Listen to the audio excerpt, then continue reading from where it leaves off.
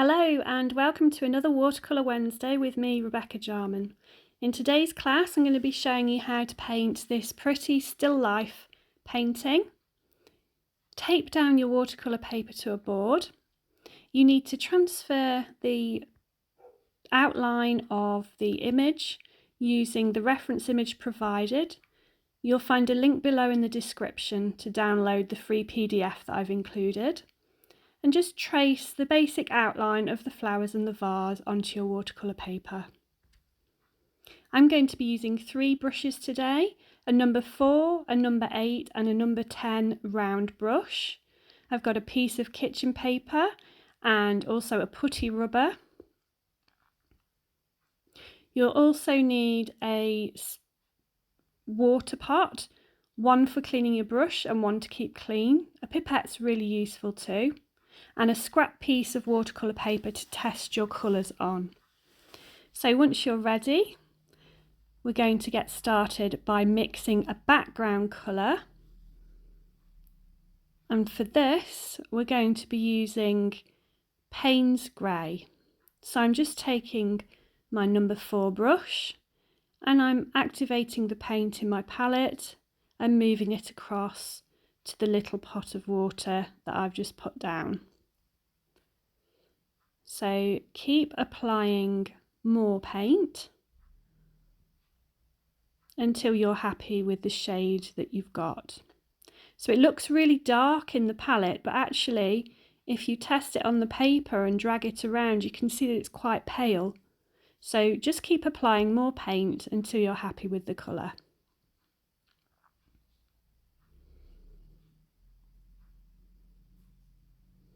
So just picking up a little bit more paint there. And just test it again until you're happy.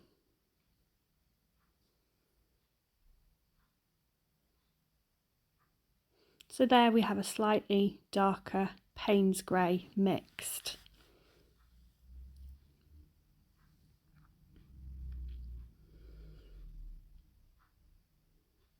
So set that aside and take hold of your number 8 brush. So it's a nice large brush and that's what we're going to use to apply the Payne's Grey. But you're also going to need to use the number 10 and we're going to use that to apply the water first to the background. So I'm just adding the water to the background, but I'm not taking it all the way up to the lines. I'm actually leaving a very small gap and you'll see why in a moment. So wet part of the background and immediately go into with your paint. Take your paint up to the lines of the flower, and as soon as it touches that water you've put down, you'll notice it flows across into that water puddle and creates a lovely soft kind of watercolour bloom on its own. So keep going around the image. Take care when you come up to the edge of the stem of the flower. And then move on to the next section. So you're going to want to wet each section before you paint. And again, don't take the water all the way to the edge of the flower.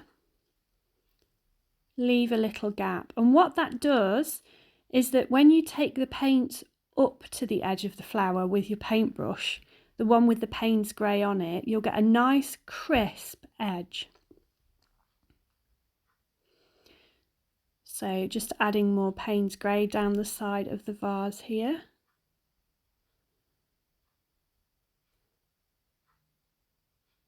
And now you can see that when I put the paint down, I bring it up to the edge of the flower. I get a nice sharp hard line there because the paper's dry, right near the edge of the line.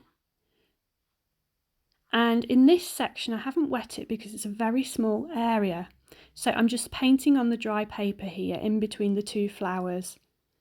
It's a very small section, so you don't get any hard lines. If you just fill your brush with paint, you won't have any problems at all. And just fill that space. And then move on to the next area. So I've already wet that area. I'm just going in with my Payne's Grey. You can see these lovely soft bloom kind of effects that we're getting on the very outer edges, fading into the background. So it's nice and simple. Just wetting the paper first, leaving that dry edge up to the lines, and then going in with the paintbrush with the Payne's Grey, taking the Payne's Grey right up to the edge of the line now, and then as it touches the water it just runs across the page. And you'll notice that when using Payne's Grey you probably find that it sort of separates on the surface a little bit. That's absolutely fine, that's what this paint does. It's really beautiful, I love that effect. That's why I use Payne's Grey in my palette. So just coming around the second flower now. So you should aim to have very crisp lines around the edges of the flowers and the vase, but then really soft fluffy edges of the background itself, so it sort of fades out in the background. Here I'm just adding more water to the paper to fade that grey out into the background.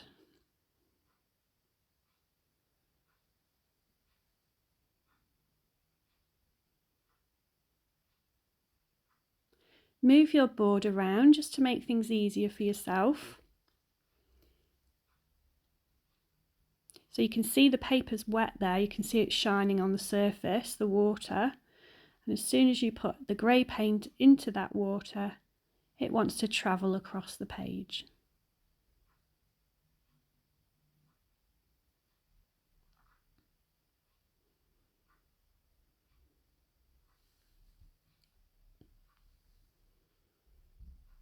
And keep going until you've completely covered all the areas of the background. I've left quite a big gap between where my wash finishes and where the edge of the painting is, where the tape is attached to the paper. You can see I've left a really nice big border around the edge so that it gives me a chance to display that soft finish. So allow that to fully dry. Now I'm using my small brush to mix some cerulean blue on the palette and just adding a little bit of water with a pipette there to loosen up the mix. This is going to be our first wash on the vase. So test it on your scrap piece of watercolour paper.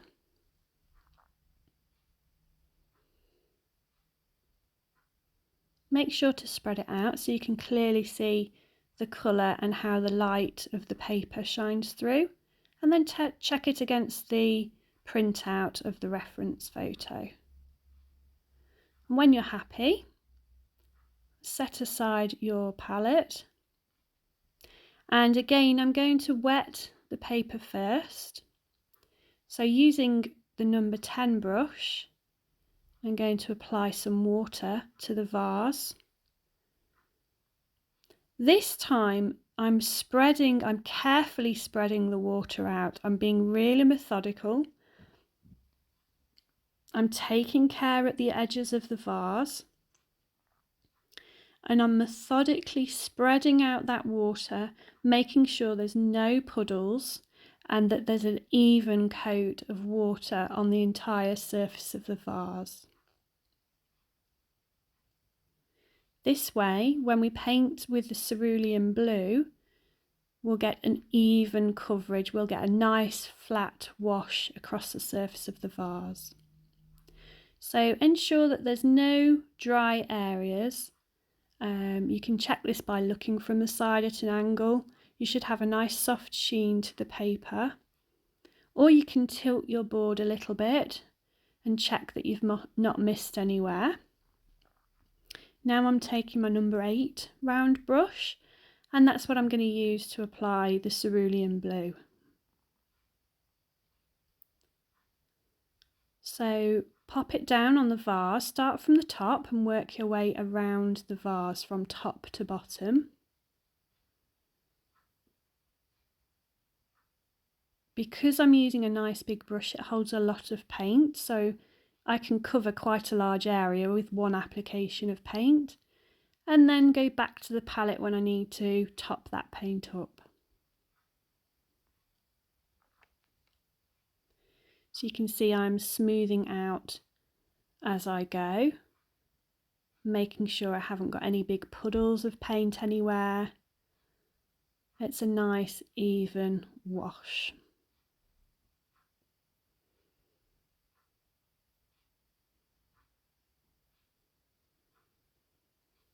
Now I'm adding some thicker paint to my brush, so I've gone back into the paint and I'm applying a thicker mix, and this is going to darken the colour I get. So if you look at the reference image, the right side of the vase is a lot darker than the left, so I'm applying thicker paint in that area. So the paper is still wet enough for me to work on, and I'm still getting sort of a soft transition from one colour to the next. There's no hard lines. It's still nice and wet.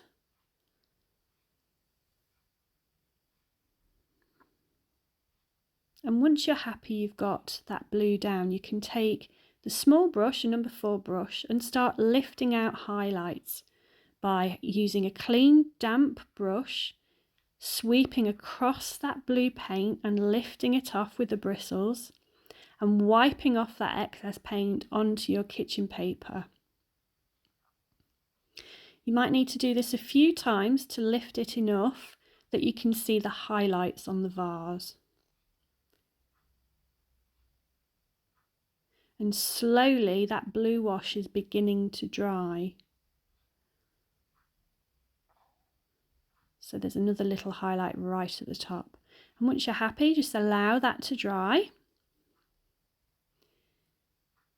And the next step is to use the Payne's grey that we used for the background, and we're going to paint in the cast shadow at the bottom of the vase.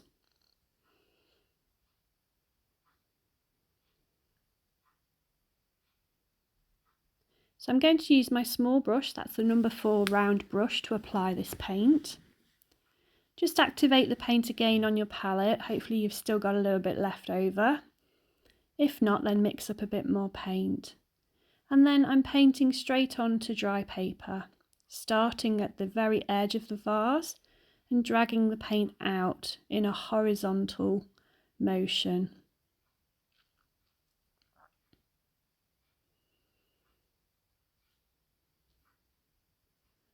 Once I've gone far enough, I'm cleaning off the brush, and then damp bristles will just drag that paint out so that it gradually fades and lightens, so it softens that edge.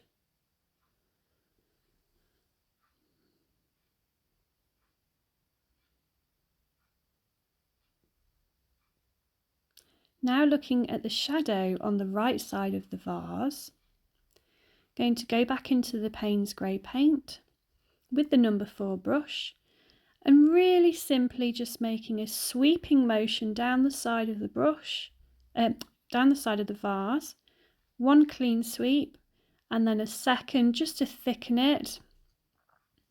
Follow the curve of the vase and then just tidy up the bottom, make sure it touches the very bottom of the vase there. So it's a nice simple shadow. There's a tiny shadow at the top on the rim too. So now the vase looks much more three-dimensional. It's not flat anymore. And I'm just filling in the centre of the vase, the little bit that we can see. and also painting a small shadow beneath the rim of the vase too. Use the very tip of your brush for this with only a tiny amount of pressure, and you'll produce a nice thin mark with your paintbrush.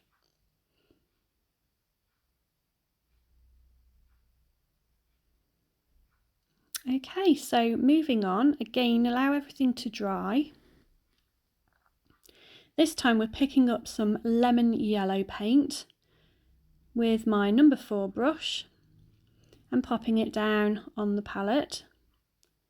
Clean it off and then use the cerulean blue. Mix it in with the yellow to create a green colour. So go slowly with your blue, you don't want to go too dark, just add a little bit of blue at a time until you get the required green colour.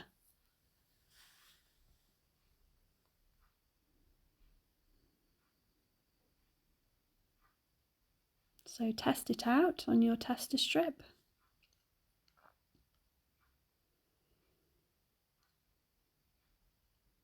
I'm going to use this to paint the centres of the flowers and also the stem as well.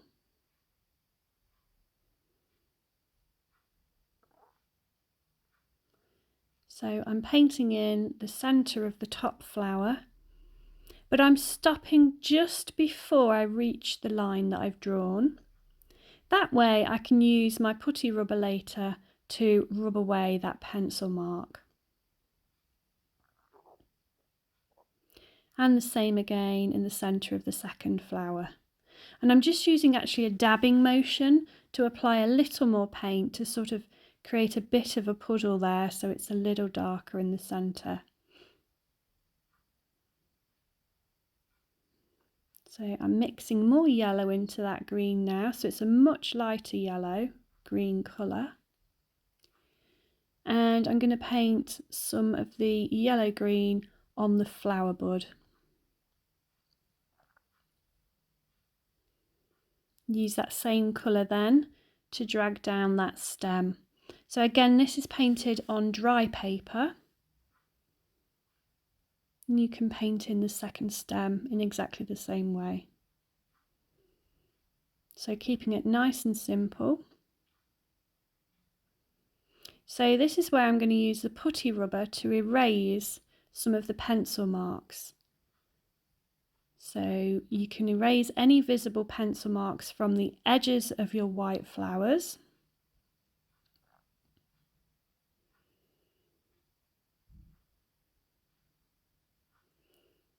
Just gently rub at the surface. You don't want to damage the paper surface at all. The putty rubber is best for this. It's very gentle on the paper. And you can rub away the outlines of any visible marks on the flowers and also the lines surrounding the centres of the flowers too.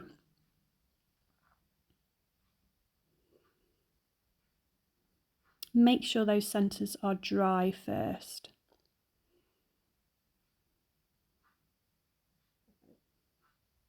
Then you can rub them away.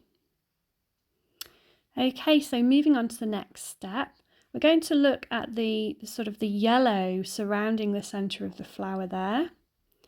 And we're going to mix up some thicker lemon yellow paint.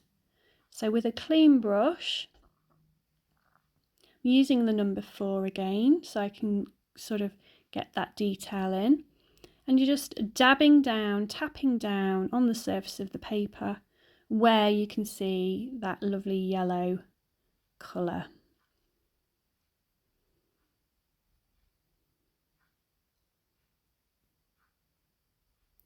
Using a little dabbing motion means that you can sort of distress the outline of that yellow colour. So it's not an even circle. There are some little dots that break up that edge. It makes it much more realistic and less flat.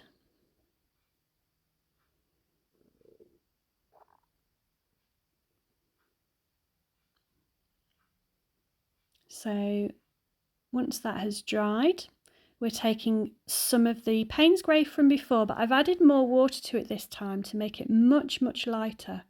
And we're going to just paint in some of the shadows that we can see on the white petals of the flowers. So you're going to need to use the reference photo to guide you as to where to place these shadow marks.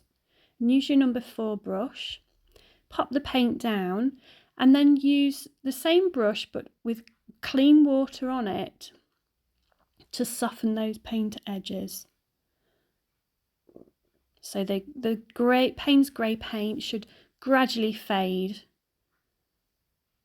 So apply the grey paint and then with clean water just soften the edge. It's quite subtle this, but you'll find if you soften it with water, you won't get any really hard lines which would spoil the look of the flowers.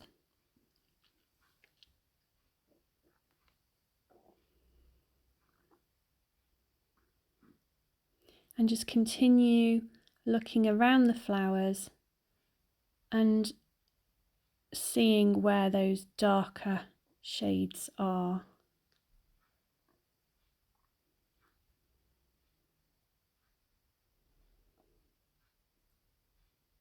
So take your time, there's no rush for this. You should be enjoying the process of the painting.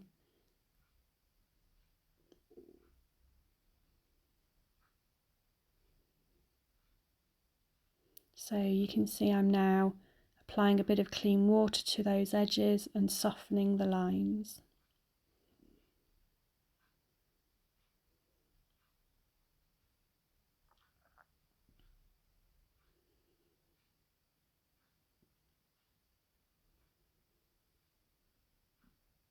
Keep it nice and subtle. You may think it looks pale to begin with, but if it is too pale once the paint is dried, you can always add a second layer of light grey paint. But quite honestly, once you look at the painting as a whole, it only needs a tiny amount of shadow just to give that little bit of detail and shape to those flowers. It's really nice to be using the white of the paper as a colour in this painting. So effectively we've only used 3 colours. We've used the cerulean blue, the Payne's grey and the lemon yellow, but actually there are 4 colours here and the white of the paper is one of them, which is really nice.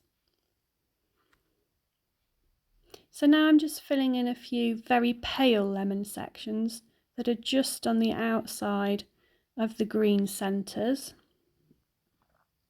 So that's with a slightly watered down wash of lemon yellow. And there we have it.